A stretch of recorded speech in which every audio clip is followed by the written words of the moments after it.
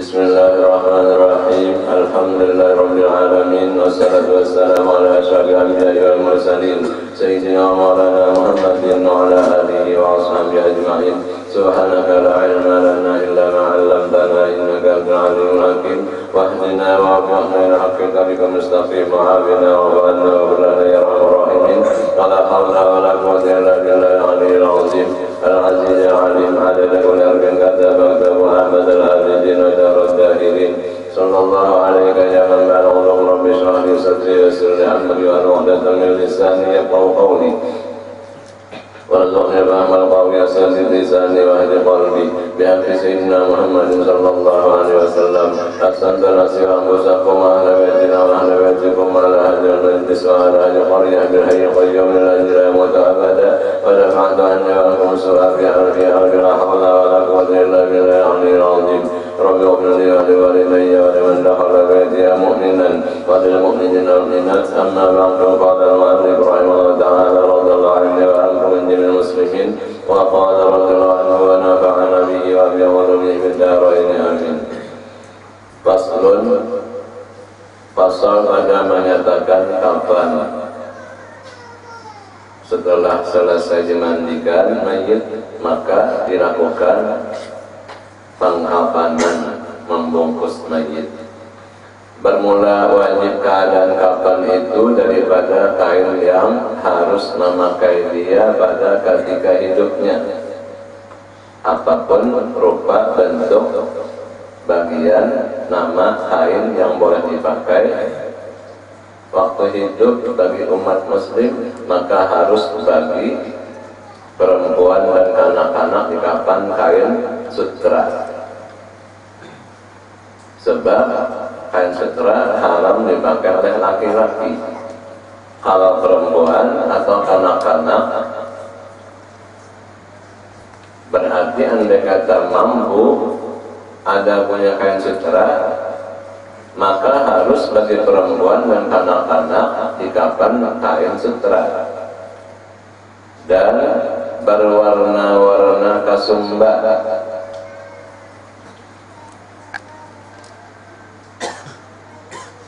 Jadi kada kain polos warna putih, andai kata berwarna boleh dipakai waktu hidup, maka dipakaikan untuk kapan juga boleh.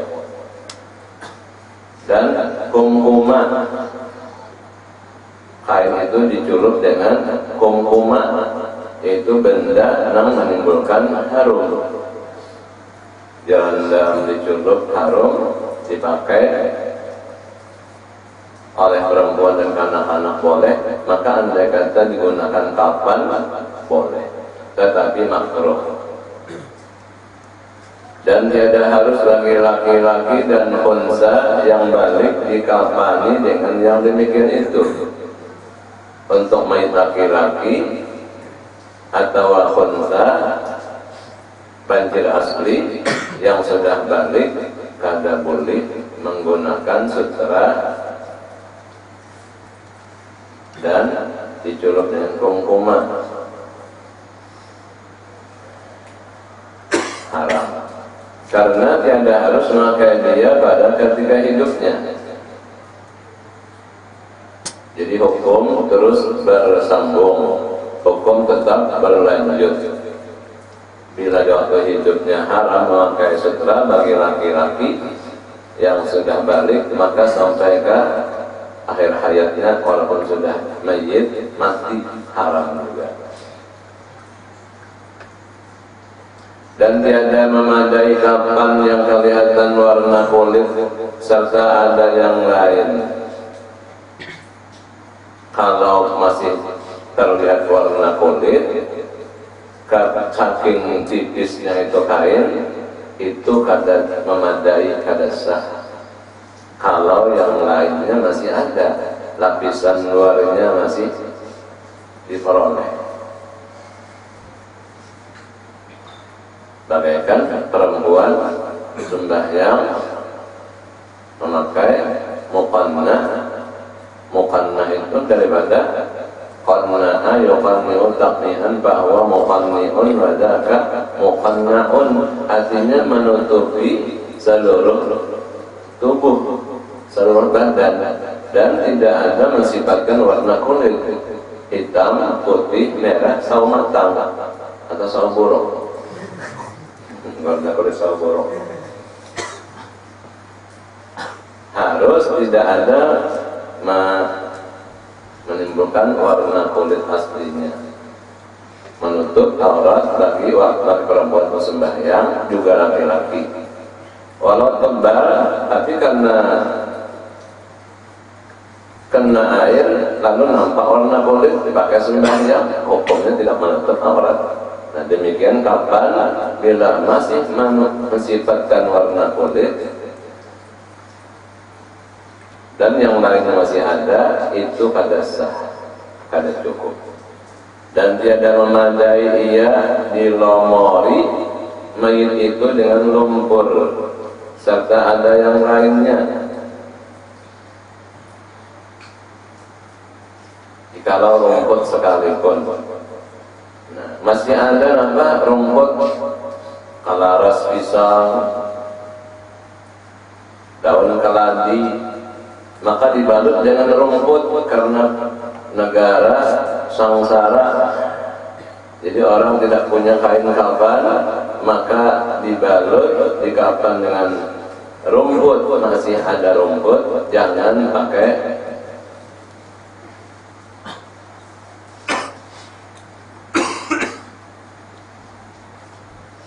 apa tadi? Lumpur. Tiada memadai dilomori mayit itu dengan lumpur serta ada yang lainnya. Kenapa yang lain ada lebor tanah lumpur sekalipun, rumput sekalipun, nah masih ada apa jikalau rumput sekalipun. Jadi mendahulukan rumput untuk membalut badan mayit, ganti kain kafan walau rumput. Jangan menggunakan tanah lebor, tanah lumpur. Kalau ketiadaan daerah kalau ada rumput sama sekali, cuma ada lumpur, nah boleh lumpur dijadikan penutup badan mayit ganti kafan. Dan tiada harus mengkafan dengan kain yang kena najis, yang tiada dimaafkan. Bagaikan kita menutup aurat waktu sembahyang, kainnya kena najis, kada sah sembahyang kita sampai akhir umurnya mati, selesai dimandikan, dikafan dengan kain mutanajis, kena najis, maka itu tiada harus, artinya haram mengkafan dengan kain kafan yang kena najis. Andai kata selesai dimandikan, selesai dikafan dalam keadaan suci, habis disembahyangkan, lalu mendatang najis keluar dari salah satu lubang mayit, itu kada mengapa, dan najisnya tiada dimaafkan.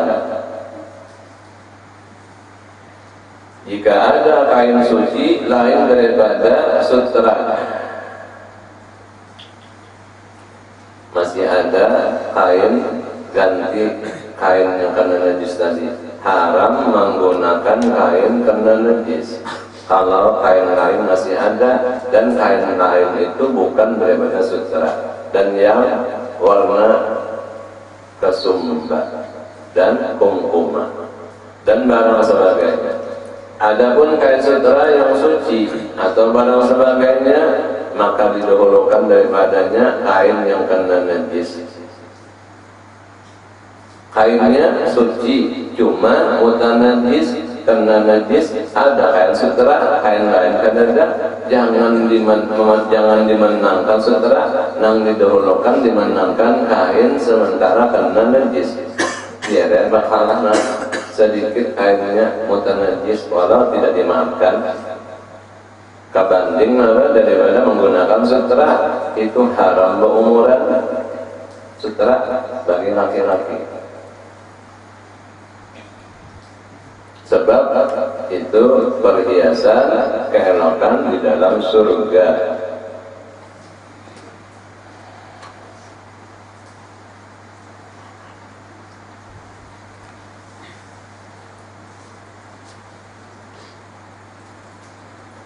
Dan jika tiada diperoleh kain, maka wajib dikapan dengan seumpama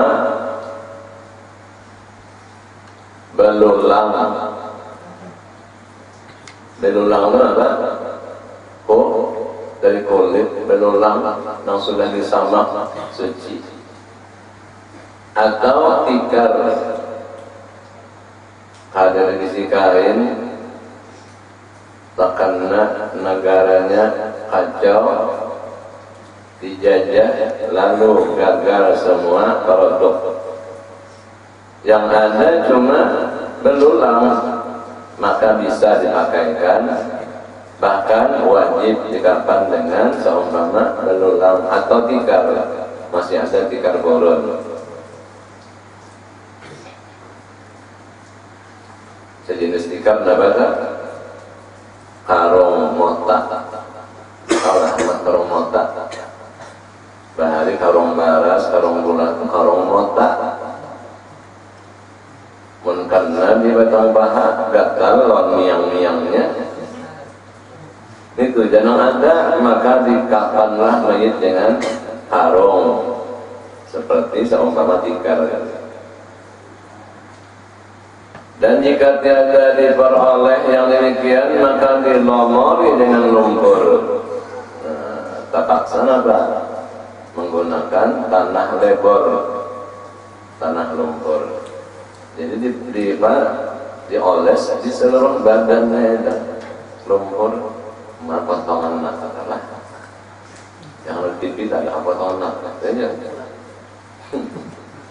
Bermula sekurang-kurang kapan yang wajib bagi laki-laki dan perempuan, yaitu sahalai kain yang menutupi sekalian badannya. Itu paling kurang. Sudah jatuh cukup sahalai kain yang menutupi seluruh badannya, cuma selembar, selapis saja.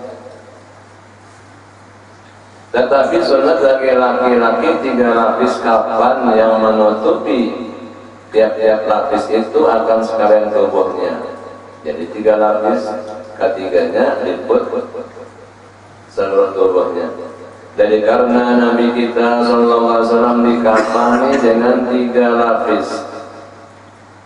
Nabi wafat selesai dimandikan, dikafan cuma 3 lapis. Padahal anjuran di dalam dalam syariat boleh cukup sempurna 5 lapis dengan lapisan dalam dan surban. Ternyata Rasulullah setelah wafat dikafan dengan 3 lapis, ya, ada di dalamnya baju dan surban. Artinya 3 sudah cukup sempurna, walaupun sahalai selapis sudah jatuh, hukum wajib fardu kifayah mengkafan dan sahalai zaman untuk seluruh tubuhnya 3 sudah cukup. 5 tambah baju dan tambah surban.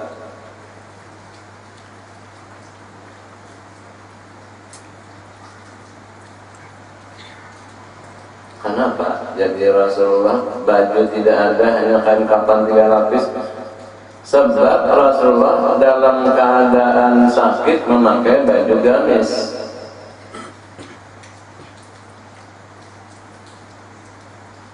Dan di waktu itu Nabi wafat masih tetap baju gamis di badan Sidin.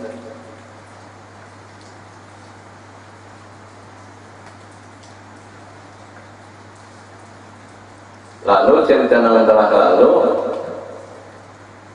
apa dipacul, dilepas gamis yang ada, apa dibiarkan?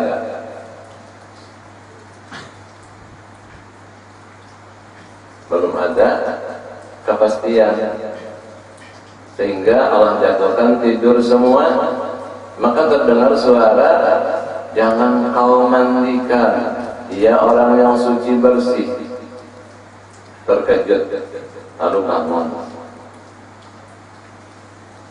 Ujar sahabat saat melihat Nabi, Abbas, aku tidak menerima suara yang aku tidak mengetahui dari mana berasal suara itu. Aku tidak meninggalkan sunnah Rasulullah masalah wajib pada dimandikan kalau suara aku tidak tahu asli dari mana kalorinya. Akhirnya Allah jatuhkan tidur lagi, maka terdengar suara, mandikanlah dan biarlah baju gamisnya tidak perlu dilepas, langsung jadi penutup badan dan dimandikan. Aku adalah suara Nabi hadir yang pertama dari iblis. Maka dimandikan Rasul dengan baju gamis itu, sehingga basah baju gamis itu dan tidak ada lagi apa gantinya. Artinya Rasulullah waktu itu salam badan baju gamis.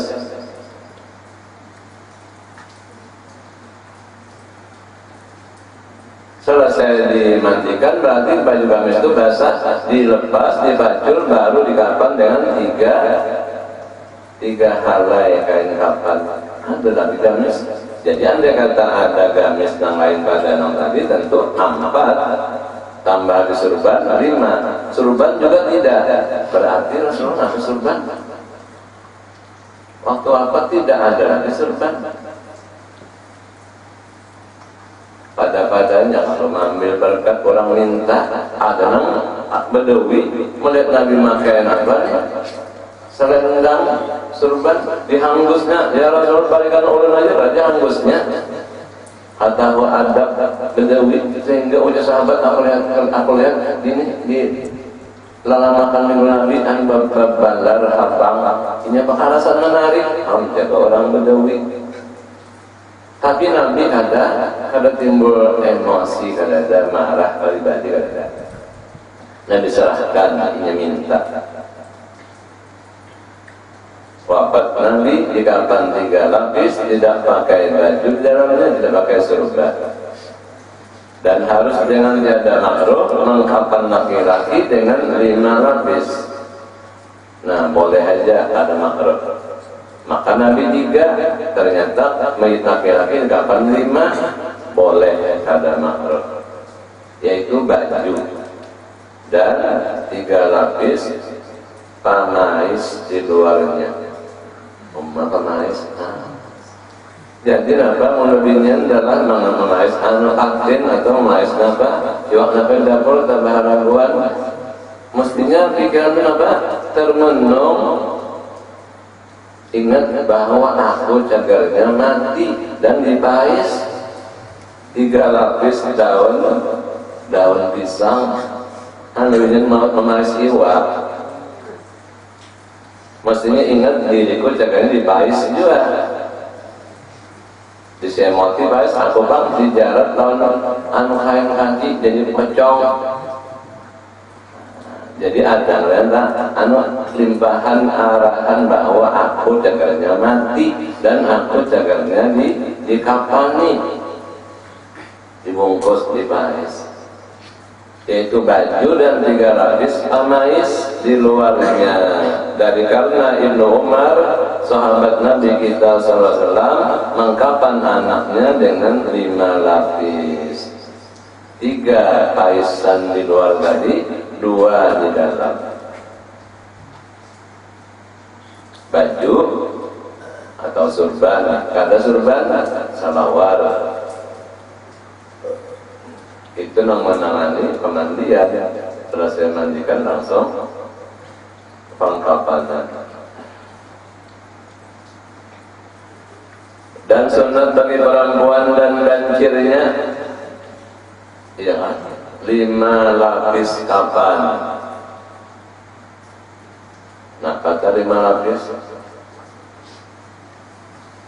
Pertama tapi, kedua baju, ketiga tudung kepala, yaitu talakong.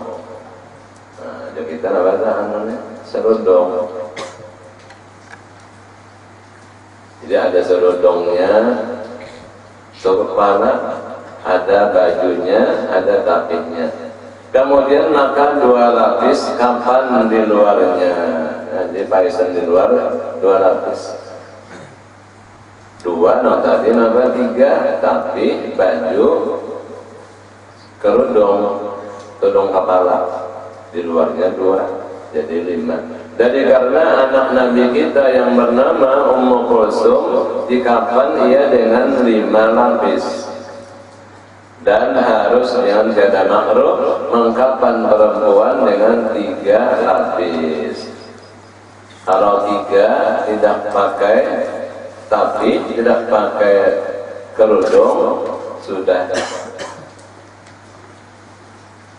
harus jatuh dan tiada makruh. Jadi kada pasti 5, Anda kata cuma 3, boleh. Dan makruh melebihi kapan laki-laki daripada 5 lapis. Dan kata setengah haram.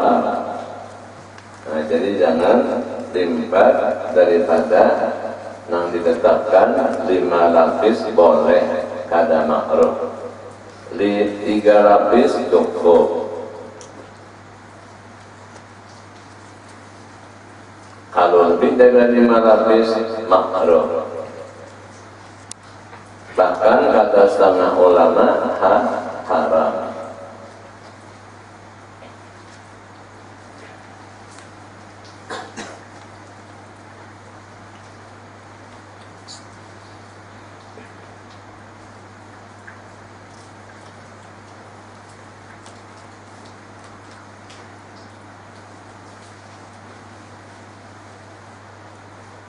Dan sunat keadaan kapan itu putih, dan yang terafdal daripada yang baharu menghanyar, dan kain kapas terafdal daripada lainnya. Dan sunat mengukup kapan dengan garu diharumi. Kemudian maka dihamparkan selapis kapan yang terbaik lagi panjang dan lebar, maka dihamburkan di atasnya cendana yang bercampur kapur barus. Kemudian maka dihamparkan di atasnya salafis yang kedua. Lapisan yang pertama bagian luar, dihantarkan salafis yang kedua, maka dihampar pula cendana di atasnya yang bercampur kapur barus. Kemudian maka dihamparkan pula kapas yang ketiga di atasnya. Lapisan yang ketiga untuk 3 lapis. Nah, sudah ada situ siap kapas biasa menutup, di mana bintangan yang berlobang dihamparkan di atasnya apa tadi? Kapas.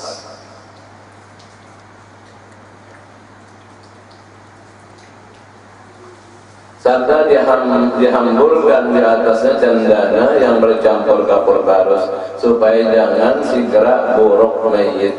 Coba hidup dalam berusaha, memang dianjurkan supaya jangan cepat berubah tubuh mayit itu dengan alat campuran dalam itu kain kapannya, cendana dan kapur barus.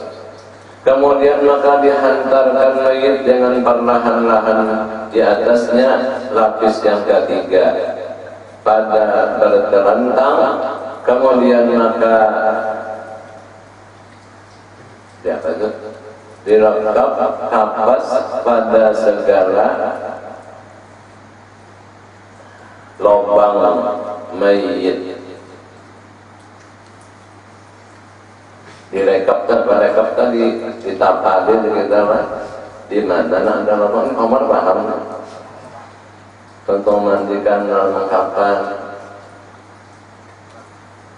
Direkap kapas pada segala lubang mayit seperti dua matanya dan hidungnya berlubang-lubang dan mulutnya dan duburnya dan tiap-tiap anggota sujud, anggota tujuh lah.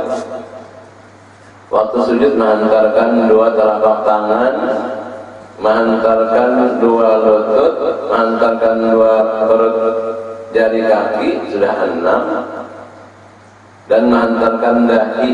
Jadi dahi semua apa? Itu bagian muka ditutup dengan kapas, itu dua telapak tangan ditutup dengan kapas, dan dua lututnya ditutup dengan kapas, dan dua perut anak jarinya ditutup dengan kapas. Menghormati anggota 7 dengan ditutup, diliputi dengan kapas. Bukan pintu neraka 7.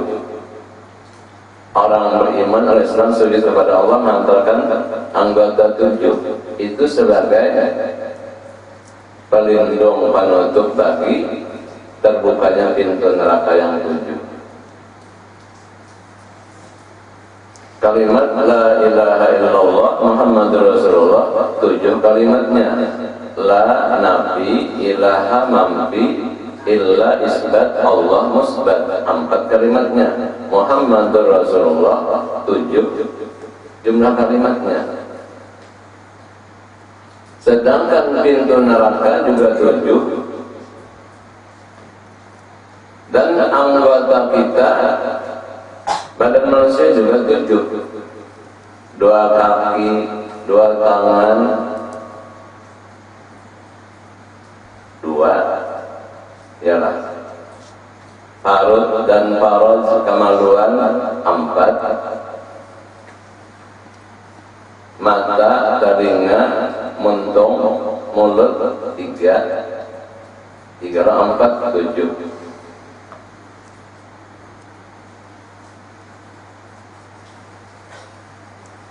Siapa membaca la ilaha illallah Muhammadur Rasulullah, maka terpelihara anggota 7-nya, sebab pintu neraka ditutup oleh masing-masing satu kalimat daripada la ilaha illallah Muhammadur Rasulullah. Tertutup pintu neraka, jadi terpelihara anggota 7-nya bila orang membaca la ilaha illallah Muhammadur Rasulullah. Makanya hadis Nabi, man kana akhiru kalami la ilaha illallah dakhala jannah. Siapa akhir katanya, hidup-hidupnya la ilaha illallah, masuk surga. Ayo masa bikin katakanlah urusan, katakanlah ponis, katakanlah pemeriksaan. Artinya sangat dijaga zikir tahlil la ilaha illallah.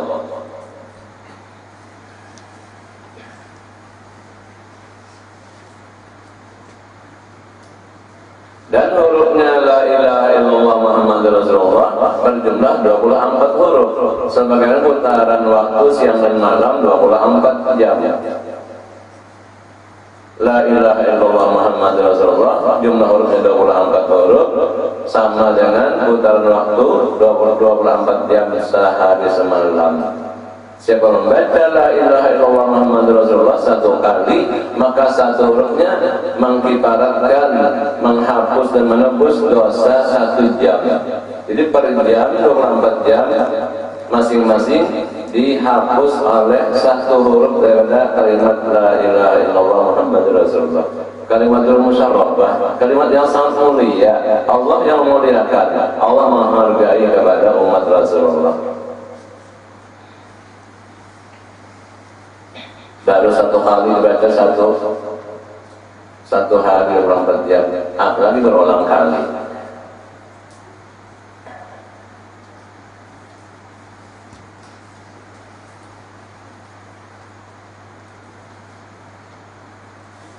maka dilekap kapas pada segala liang mayit seperti dua matanya dan hidungnya dan mulutnya dan duburnya dan tiap-tiap anggota sujud, kemudian daripada melekapkan kapas pada duburnya hendaklah, jadi sudah nafas lubang duburnya ditutup dilekap dengan kapas, kalau anggota sujud tadi hendaklah dibarut kedua pipi buritnya dan hendaklah kapas atas sudah apa itu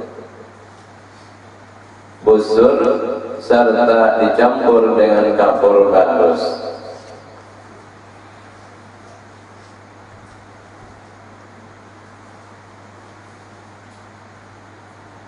Dan makruh memasukkan kapas ke dalam batinnya, jangan disumpalkan masuk ke dalam lubang, hanya menutup lubang, melainkan karena sebab penyakit.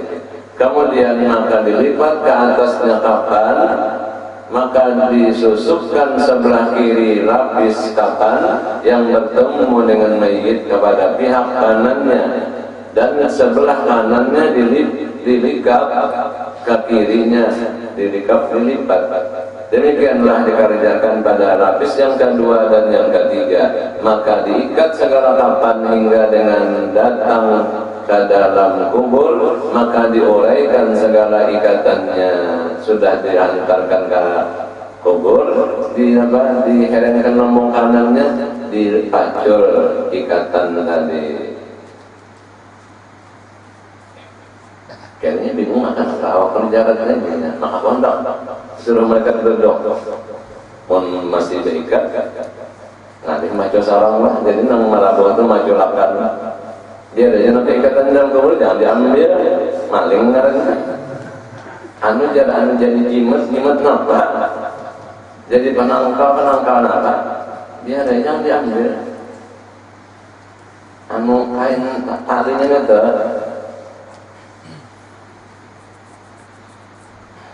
Sahdan, yang wajib mengkapan mayit itu barang siapa yang wajib memberi nafkah pada ketika hidupnya, itu dulu tak urutan susunan. Maka wajib atas suaminya mengkapan istrinya yang tiada durhaka. Istri bakti dan taat terhadap suami, maka suami yang berhak mengkapan. Dan yang kecil sama ada istrinya itu belum ditalak atau sudah ditalaknya dengan talak raj'i, masih ada boleh rujuk mantukan, jadi boleh mengkapan, atau talak bain itu pun jika ada ia hasil. Dan demikian lagi wajib atas suami mengkapan khaddam istrinya. Istri punya jongos, punya khaddam, mati suami yang mengkapan. Tetapi wajib atas bapak mengkapan anaknya yang besar, dan lagi wajib tuannya mengkapan hambanya yang mukatab, abid mukatab. Dan jika tiada wajib nafkah keduanya sekalipun. Dan tiada wajib atas anak mengkapan istri bapaknya, nafkahnya ini anom bini abah. Tiada wajib atas anak mengkapan istri bapaknya, dan jika wajib akan dia nafkah pada ketika hidupnya.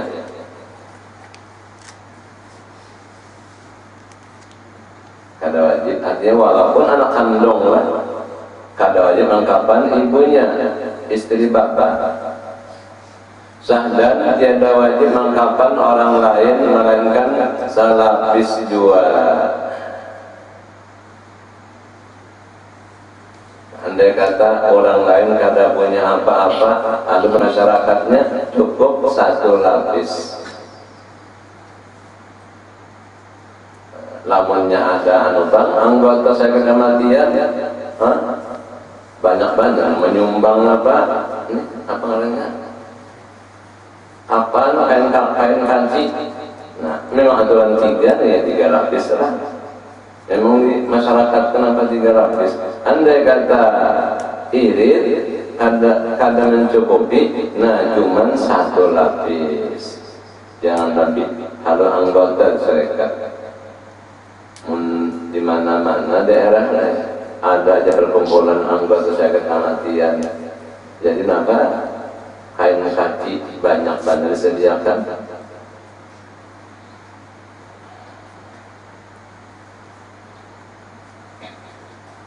Selesai masalah lengkapan. Wa sallallahu ala sayyidina Muhammadin wa ala alihi wasallam. Faslun, ini suatu pasal pada menyatakan segala rukun sembahyang mayit. Lalu selesai di kapan, terus disolatkan, disembahyangkan. Habis sembahyangkan, lalu pemakaman dikuburkan. Wallahu subhanahu wa ta'ala. Al-Fatihah.